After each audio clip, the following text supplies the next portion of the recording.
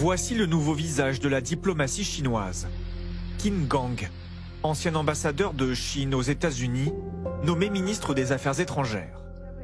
Sa première déclaration n'est pas passée inaperçue. Il vise Washington.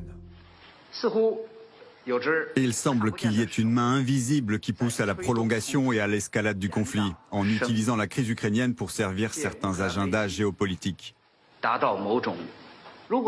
Si les États-Unis ne freinent pas mais continuent d'accélérer dans cette mauvaise voie, aucun garde-fou ne pourra empêcher un dérapage ou un accident. Et il y aura sûrement des conflits et des confrontations. Le signe d'une diplomatie chinoise plus offensive. Longtemps prudente sur la guerre entre la Russie et l'Ukraine, la Chine semble avoir choisi son camp depuis plusieurs semaines. Mais jusqu'où? L'armée de Moscou manque de munitions et d'équipements sur le front.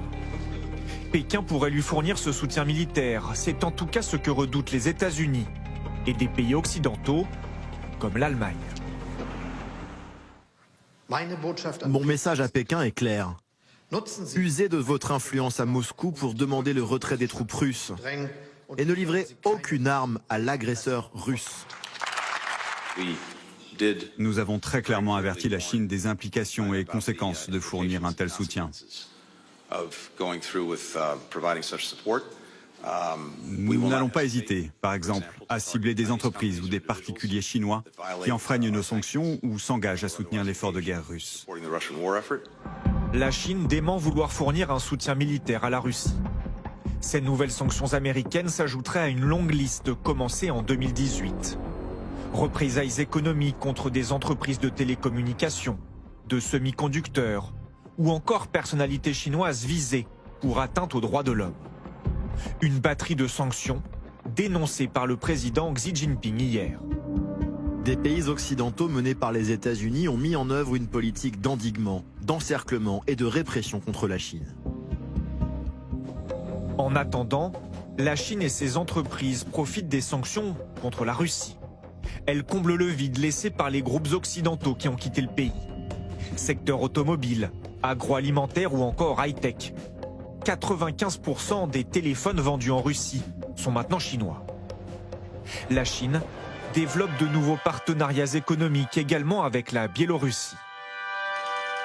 Visite officielle du président Loukachenko il y a quelques jours. L'occasion, encore une fois, de parler de la guerre en Ukraine.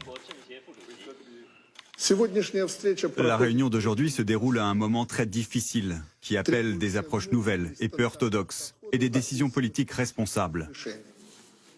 Elle doit viser avant tout à empêcher le glissement vers une confrontation mondiale qui ne verra aucun gagnant. Le chiffon rouge d'une escalade et d'une guerre mondiale agitée par les soutiens de la Russie, mais aussi aux États-Unis par un certain Donald Trump. Je me tiens ici aujourd'hui et je suis le seul candidat qui peut faire cette promesse. J'empêcherai très facilement la Troisième Guerre mondiale, très facilement.